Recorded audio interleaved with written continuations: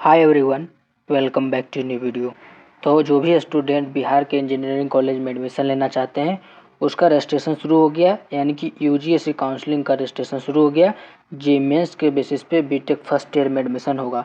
तो जो भी स्टूडेंट बिहार के इंजीनियरिंग कॉलेज में एडमिशन लेना चाहते हैं वो स्टूडेंट पार्टिसिपेट कर सकते हैं, रजिस्ट्रेशन कर सकते हैं। इस वीडियो में हम बताएंगे कैसे स्टेप बाय स्टेप रजिस्ट्रेशन करना है। सबसे पहले इस लिंक पे आएंगे यूजीसी 2024 का। वैसे इसका लिंक हम डिस्क्रिप्शन में दे दिए, वहाँ पे क्लिक करेंगे तो डायरेक्ट इस इंटरफेस पे आ जाएंगे। तो देखिए सबसे पहले यहाँ स्टूडेंट आते हैं और साइन इन पे क्लिक करते हैं। तो साइन इन पे क्लिक नहीं करना है, सबसे पहले फ्रेश रजिस्ट्रेशन करना है यूजीएस के वेबसाइट पे, क्योंकि पहले आप जेईमेन के वेबसाइट पे किए थे, यूजीएससी पे नहीं किए थे, इसलिए फ्रेश रजिस्ट्रेशन करना होगा। सबसे पहले न्यू रजिस्ट्रेशन करना होगा। तो जो न्यू रजिस्ट्रेशन का सेक्शन है सबसे पहले वहाँ क्लिक करना है, उसके बाद सारा डिटेल डालना है, जे मेंस का एप्लीकेशन नंबर, ये सब वेरीफाई करना है। तो जैसे ही न्यू रजिस्ट्रेशन पे क्लिक करेंगे तो देखिए ये सारा प्रोसेस कंप्लीट करना है, तभी आपका फाइनली रजिस्ट्रेशन कंप्लीट होगा। और मैं बताऊंगा पार्ट भी कैसे डाउनलोड करना है और उसका क्या ज़रूरत है। तो देखिए सबसे पहले यहाँ पे एप्लीकेशन नंबर डालेंगे, जे मेंस का एप्लीकेशन नंबर, उसके बाद वेरीफाई करेंगे डेट ऑफ बर्थ डाल करके। तो सबसे पहले जेएमएन का रजिस्ट्रेशन नंबर डालना है और उसके बाद यहाँ डेट ऑफ बर्थ चूज करना है। तो जैसे डेट ऑफ बर्थ चूज करेंगे उसके बाद ओके पे क्लिक करेंगे तो आपका सारा डिटेल आ जाएगा। तो देखिए जैसे ओके किए सारा डिटेल आ गया, जेमेंस का ऑल इंडिया रैंक कितना है, कैंडिडेट का क्या नाम है, सब कुछ यहाँ रहेगा। उसके बाद नीचे आएंगे, उसके मोबाइल नंबर और ईमेल आईडी वेरीफाई करेंगे। तो सबसे पहले मोबाइल नंबर डालेंगे, मोबाइल नंबर डालने के बाद सेंड वेरिफिकेशन कोड पे क्लिक करेंगे। उसके बाद आपके मोबाइल नंबर पे वेरिफिकेशन कोड जाएगा, वो कोड फिलअप करने के बाद वेरीफाई करेंगे। इसी तरह से ईमेल आईडी पे भी ओटीपी जाएगा, उसको भी ओटीपी डाल करके वेरिफिकेशन करेंगे। मोबाइल नंबर और ईमेल आईडी वेरीफाई करने के बाद फिर एक पासवर्ड क्रिएट करेंगे, उसके बाद पासवर्ड कन्फर्म करेंगे। उसके बाद एक सिक्योरिटी क्वेश्चन सर्च करेंगे। देखिए इसमें आप कुछ भी चूज कर सकते हैं, what's your favourite team, what's your favourite movie, कुछ भी सिलेक्ट कर सकते हैं। उसके अनुसार उसका आंसर देना होगा। ये आप जो भी चाहे आप अपने मन से चूज कर सकते हैं, इसमें कंपलसरी नहीं है। उसी तरह से उसका आंसर दीजिएगा और आंसर देने के बाद जो सिक्योरिटी पिन है, सिक्योरिटी पिन फिलअप करने के बाद साइन अप पे क्लिक कीजिएगा। सिक्योरिटी पिन वही फिलअप कीजिएगा जो बगल में लिखा हुआ है। उसके बाद आपको सारा डिटेल आ जाएगा, यहाँ पे कन्फर्म पे क्लिक कीजिएगा। उसके बाद फ्रेंड आपका साइन अप कंप्लीट हो जाएगा। साइन अप करने के बाद यहाँ पे साइन इन करना होगा, यहाँ पे साइन इन पे क्लिक कीजिएगा। यहाँ पे ईमेल एड्रेस और पासवर्ड डालने के बाद साइन इन पे क्लिक कीजिएगा। उसके बाद आपका सारा डिटेल आ जाएगा, यहाँ पे आपका सारा डिटेल फिलअप करना होगा। तो सबसे पहले बिहार का परमानेंट निवासी हैं तो यहाँ यस कीजिएगा। उसके बाद माता पिता स्थायी निवासी हैं, यहाँ पे यस कीजिएगा। आप अपना कैटेगरी चूज कर लीजिएगा।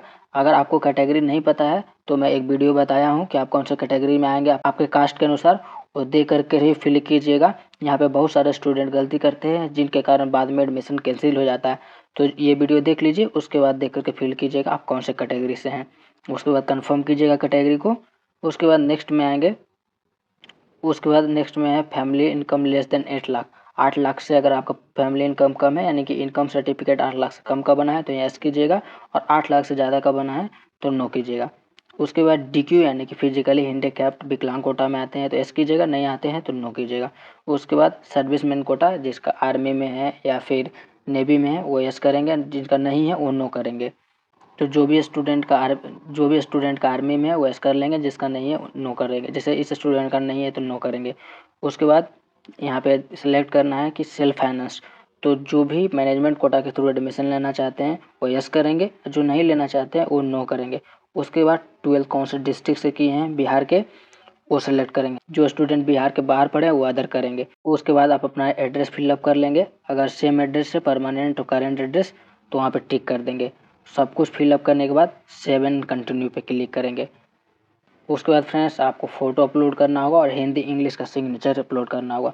तो जो स्पेसिफिकेशन दिया गया है यहाँ पे देख लिए 200x250 होना चाहिए। उसके बाद 300 पिक्सल x 100 होना चाहिए। वो स्पेसिफिकेशन में रहेगा तभी आप अपलोड कर पाइएगा।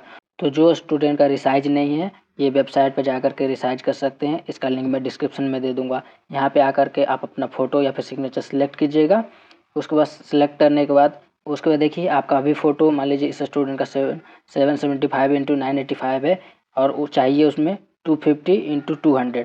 तो यहाँ पे देखिए सबसे पहले अनलॉक करेंगे। अनलॉक करने के बाद राइट साइड में पिक्सल पे क्लिक करेंगे।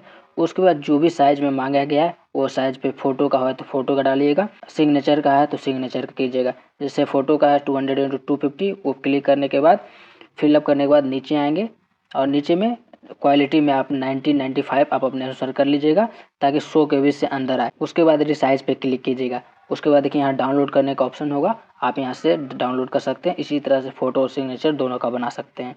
उसके बाद अपलोड करने के लिए यहाँ चूज फाइल का ऑप्शन आएगा, फाइल को चूज कीजिएगा।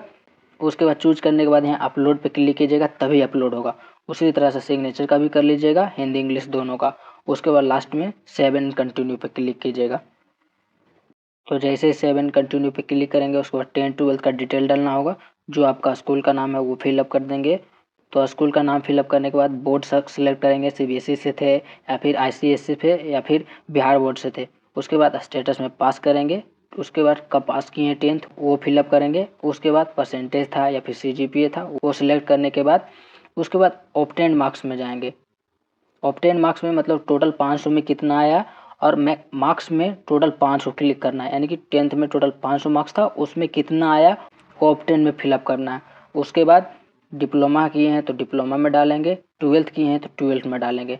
CBSE से तो CBSE पे क्लिक करेंगे, बिहार बोर्ड से थे तो बिहार बोर्ड पे क्लिक करेंगे। उसके बाद अब अपना स्कूल का नाम डालेंगे, कब पास किए हैं वो फिलअप करेंगे। उसके बाद फ्रेंड्स इसी तरह से यहाँ पे सब्जेक्ट चूज करना होगा। सब्जेक्ट में 5 सब्जेक्ट नहीं डालना है, एक इंग्लिश डालना है और बाकी फिजिक्स केमिस्ट्री मैथ डालना है। जो स्टूडेंट एडिशनल मैथ लिए हैं वो एडिशनल मैथ डालेंगे, यानी कि मैथ डालेंगे, बायोलॉजी नहीं डालेंगे। यानी कि 4 सब्जेक्ट के अनुसार यहाँ पे परसेंटेज बनेगा। तो टोटल मार्क्स यानी कि टोटल मार्क्स 100 होगा और ऑब्टेन मतलब कि 100 में कितना मार्क्स आए वो फिलअप करेंगे। 100 में 75 आए हैं, 85 लाए हैं, उसी तरह से आप फिलअप कर लेंगे। तो 7 कंटिन्यू करने के बाद एक बार अपना सारा डिटेल मिला लेंगे। उसके बाद यहाँ टिक करेंगे और प्रोसीड टू पेमेंट पे क्लिक करेंगे। अगर आपको एडिट करना है तो आप एडिट भी कर सकते हैं, अगर पेमेंट करना है तो फाइनली क्लिक करके यहाँ एस पे क्लिक कीजिएगा। 1200 रुपया देना होगा जनरल OBC सबको। उसके बाद आप चाहे तो UPI से पेमेंट कर सकते हैं या फिर डेबिट कार्ड क्रेडिट कार्ड से भी पेमेंट कर सकते हैं, ये आपके ऊपर है। चलिए मैं UPI से करके दिखाता हूँ। UPI पे क्लिक कीजिएगा। आप चाहे तो आप अपने मोबाइल से कर सकते हैं या किसी का UPI से भी कर सकते हैं। उसके बाद जब आपका पेमेंट कंप्लीट हो जाएगा तो पार्ट ए पार्ट भी डाउनलोड करना होगा। तो पार्ट ए पार्ट भी क्या होता है, तो देखिए जो है हार्ड कॉपी का ऑप्शन है, यही पार्ट ए पार्ट भी होता है। इसको आपको काउंसलिंग के टाइम यानी कि जब आप डॉक्यूमेंट वेरिफिकेशन के लिए जाएंगे सीट अलॉटमेंट के बाद तो लेकर के जाना होगा। तो देखिए पार्ट ए पार्ट भी रहेगा 2-3 पेज का, उसको डाउनलोड कर लीजिएगा। यही आपको ज़रूरत पड़ेगा काउंसलिंग के टाइम। तो यहाँ से जा करके हार्ड कॉपी डाउनलोड कर सकते हैं।